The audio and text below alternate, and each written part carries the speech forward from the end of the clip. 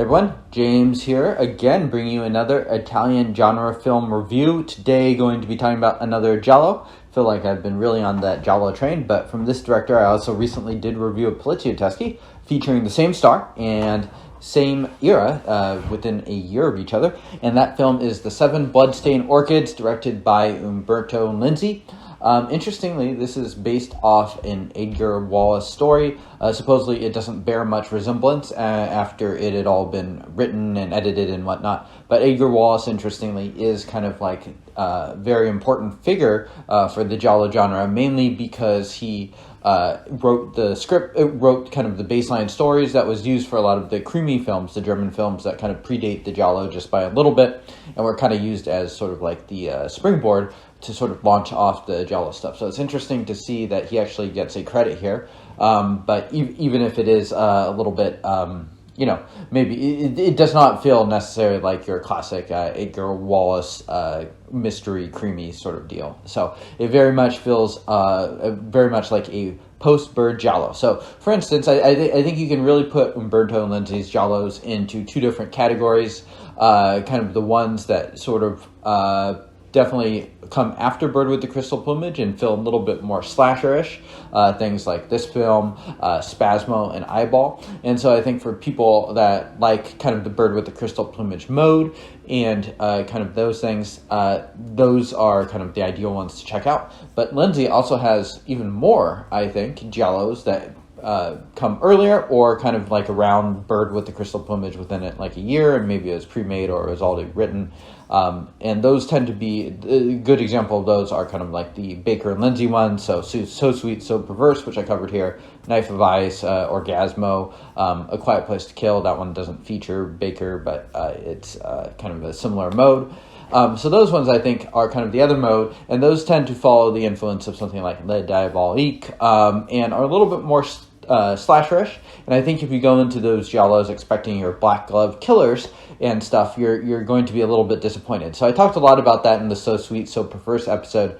This film is for those that do like the black glove killers. And I think this film, very much of its time, 1972 Giallo, so really does feel kind of freshly off of Bird. So you have a couple of those kind of tropes that happen, and you just have kind of a steady trickle of kills that happen. It is a little bit front-loaded, so in that sense it did remind me a bit of A Dragonfly for Each Corpse, another film that I do think is a Giallo for people that like Giallos. If you're a bit ambivalent on the genre and stuff like that, I wouldn't recommend either of these films. I don't think they're top tier Giallos, but I do think they are fun and have a lot of the good tropes that people like myself really do look for when it comes to Giallo. This one basically has Antonio Sabato, who is okay in this film, playing a designer, and he kind of gets enlisted in sort of that Tony Musante amateur detective role. And he's basically trying to piece together who is the killer. The killer tried to kill his girlfriend. Funnily enough, this film has something like 3 kills before the plot even really gets started, and we even know like kind of who the leads are in this film. So that's kind of interesting and a little bit different. In a way, it kind of like decenters you a little bit in a way that does keep you a little off balance. I kind of like it. I kind of don't. I think someone like Sergio Martino in Case for a Scorpion's Tail handles that misdirect much more fluidly in a way that feels a bit sort of like Psycho. I mean, a lot of people have made that comparison before, so that's not an original comparison at all. But in the sense that you're not sure who you're going to focus on, and you go there. Lenzi, it's unclear to me how planned that was or anything like that, because it more or less kind of just ends up feeling pretty random, but it does do its job in terms of just providing you the good stuff. And I think that's something that Lenzi is good at.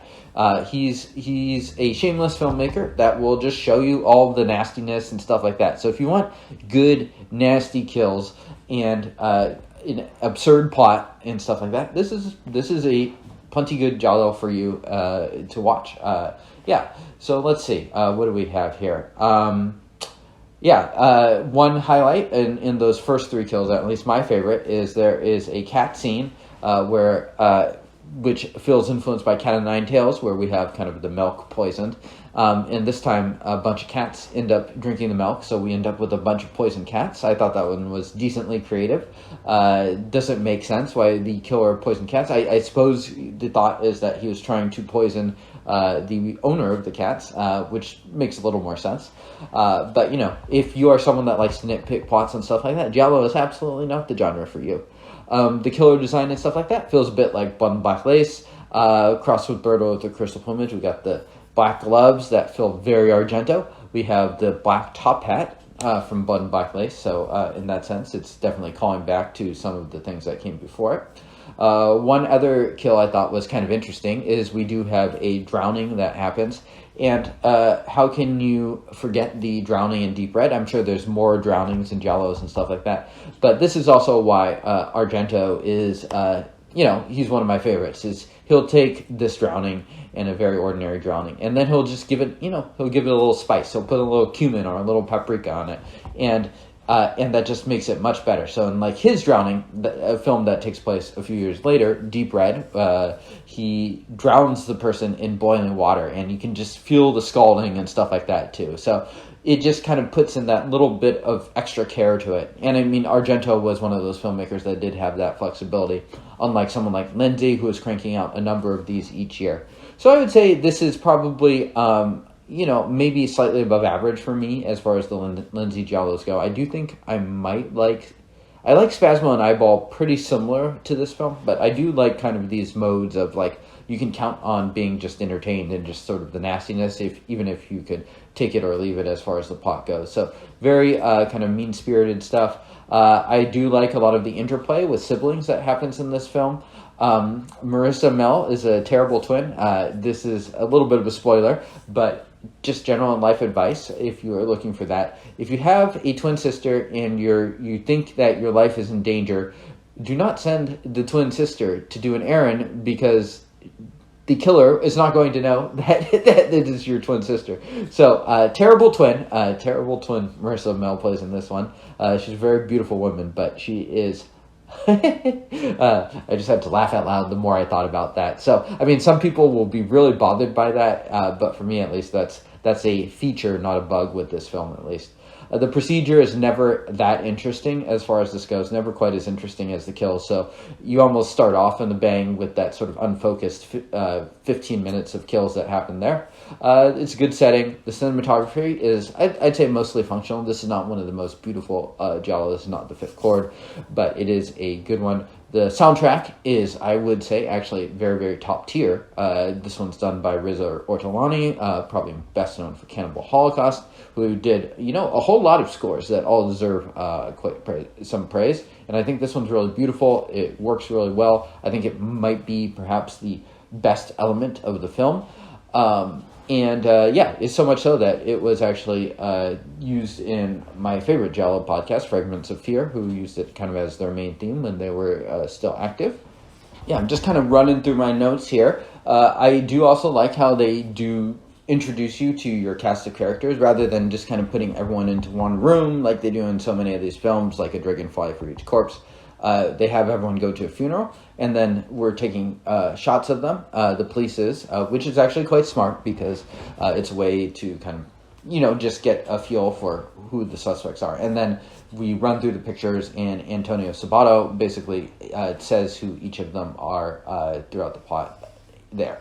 The police here kind of play your typical incompetent, bumbling police who are oddly very down to go along with sort of the amateur plans.